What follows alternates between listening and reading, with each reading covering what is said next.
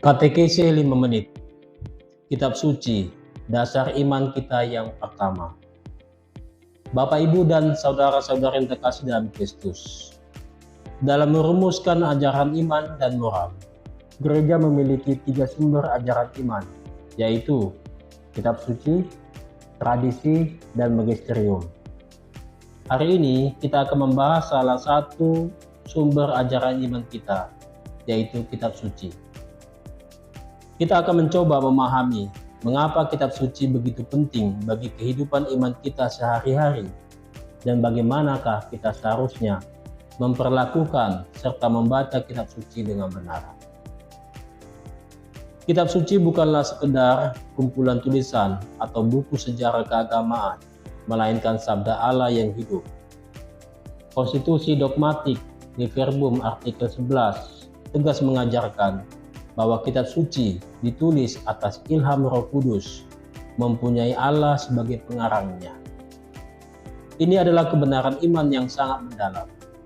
Melalui kitab suci, Allah menyapa umatnya, menyatakan kasih-Nya, serta menuntun manusia menuju keselamatan. Karena itu, kitab suci menjadi dasar iman yang pertama dalam meneguhkan hidup orang beriman di setiap zaman. Gereja mengajarkan bahwa kitab suci adalah sabda Allah yang diilhamkan oleh Roh Kudus dan ditulis oleh manusia pilihan Allah. Hal ini ditegaskan dalam surat kedua kepada Timotius. Segala tulisan yang diilhamkan Allah memang bermanfaat untuk mengajar, menyatakan kesalahan, memperbaiki kelakuan, dan mendidik orang dalam kebenaran. 2 Timotius 3 ayat 16. Artinya, meskipun ditulis dengan bahasa manusia, isi kitab suci berasal dari Allah sendiri dan memiliki kuasa untuk membimbing kita, menghibur kita, dan menuntun kita menuju kebenaran dan kehidupan kekal. Kitab suci yang kita miliki sebagai umat Katolik terdiri dari 73 kitab yang terbagi dalam 2 bagian besar, 46 kitab Perjanjian Lama dan 27 kitab Perjanjian Baru. Perjanjian Lama menceritakan kisah kasih setia Allah kepada umat Israel, mulai dari penciptaan dunia, panggilan Abraham, pembebasan dari Mesir, hingga janji-janji para nabi tentang kedatangan Sang Mesias, Juru Selamat yang dinanti-nantikan.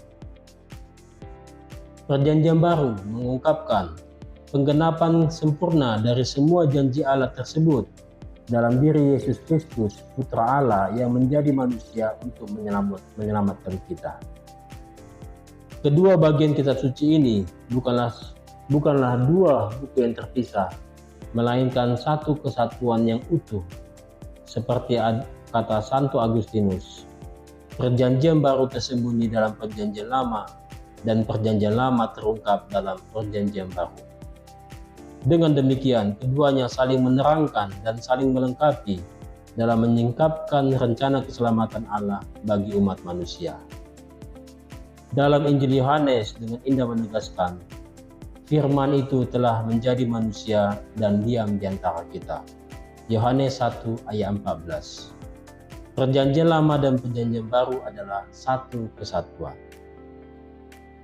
Salah seorang kudus yang memberikan perhatian terhadap kitab suci adalah Santo Hieronymus yang menerjemahkan kitab suci ke dalam kitab suci bahasa Latin yang dikenal dengan Vulgata, yang berarti populer. Sampai saat ini, Vulgata masih digunakan sebagai terjemahan yang resmi dan diakui oleh gereja. Santo Hieronymus mengatakan, tidak mengenal kitab suci berarti tidak mengenal Kristus. Ungkapan ini mau menyampaikan kepada kita bahwa melalui kitab sucilah kita bisa mengenal Yesus. Kitab suci juga dikatakan sebagai tradisi tertulis karena kitab suci adalah sabda Allah yang dibukukan. Contoh tradisi yang terdapat dalam kitab suci seperti kisah jemaat perdana yang terdapat dalam kisah para rasul dan masih banyak lagi yang lain. Bapak, Ibu, dan saudara-saudara yang dikasihi dalam Kristus. Sebagai orang beriman, kita diajak untuk mencintai kitab suci dengan membaca, merenungkan, dan melaksanakan sabda Allah dalam hidup nyata. Sabda Allah adalah pelita bagi kaki kita dan terang bagi jalan kita, seperti yang dikatakan dalam Mazmur 119 ayat 105. Semoga melalui kitab suci, iman kita semakin diteguhkan dan hidup kita semakin selaras dengan kehendak Allah. Tuhan Yesus memberkati.